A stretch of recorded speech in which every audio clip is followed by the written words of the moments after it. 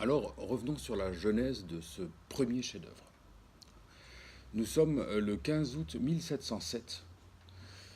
Un certain Johann Sebastian Bach reçoit son contrat de nomination comme organiste à l'église Saint-Blaise, Sankt Blasien de Mühlhausen, en Thuringe, à quelques kilomètres de Eisenach, sa ville natale. Et nommé à ce poste prestigieux, un jeune homme de 22 ans était chose hardie. Euh, le jeune homme a un salaire de 85 florins annuels, 54 boisseaux de grains, 2 cordes de bois, 60 fagots livrés à sa porte, comme, comme traitement, ce qui est un traitement tout à fait honorable. Le jeune homme n'est plus un inconnu, il avait défrayé la chronique entre 1705 et 1707 à Arnstadt, qui était son premier poste, où on avait volontiers comparé ses improvisations à une inspiration diabolique par des harmonies complexes qui venaient certainement de ce qu'il avait entendu en Allemagne du Nord en cette année 1705, avec la figure de celui qui sera peut-être un père de substitution, Dietrich Buxtehude, dont je vous reparlerai tout à l'heure.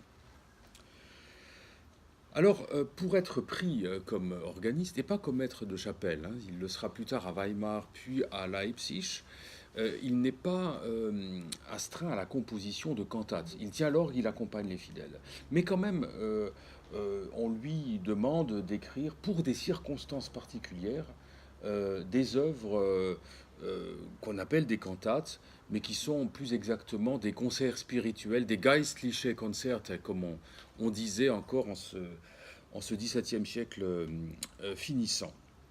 Alors, je vous propose d'écouter tout de suite, après quelques petits mots d'introduction, la première œuvre de ce type composée par Bach avant la cantate BWV 106. Il s'agit de la cantate BWV 131.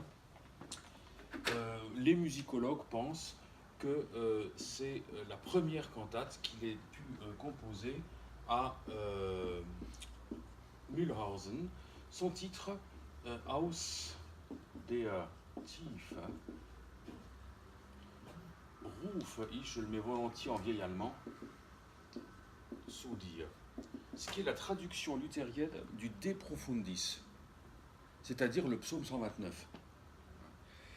C'est une cantate qui suit le modèle des concerts spirituels voulus par Schütz, par exemple, ou encore Andreas Hammerschmidt, dont je vous reparlerai, qui sont des commentaires qui suivent verset après verset le texte poétique et le texte spirituel par un traitement particulier qui suit mot à mot l'expression du texte, ou symbolique ou poétique. Par exemple, la dernière section de cette cantate, le texte dit « Israël espère le Seigneur car la grâce est en lui et l'abondance du rachat, il rachètera Israël de tous ses péchés. » Eh bien, pour le mot Israël, vous aurez des blocs harmoniques verticaux. Pour espère le Seigneur, des imitations vocales et instrumentales. Pour l'image de la grâce, vous aurez un adagio dans l'esprit d'un cantique qui est coupé par des interventions comme des ritournelles de hautbois. L'abondance du rachat, des imitations assez vigoureuses. Et enfin, il rachètera Israël de toutes ses fautes. C'est une fugue avec un contre-sujet chromatique. Vous voyez où je veux en venir, au figuralisme déjà très présent. Donc voici ce que les gens de Mühlhausen ont entendu, certainement lors d'un office expiatoire, une sorte d'office de pénitence suite à un incendie qui avait ravagé tout le sud de la ville. Et donc c'est à la fois une action de grâce et en même temps une demande en pitié. Nous écoutons donc le Richard Carr Consort et Philippe Pierlot qui dirige.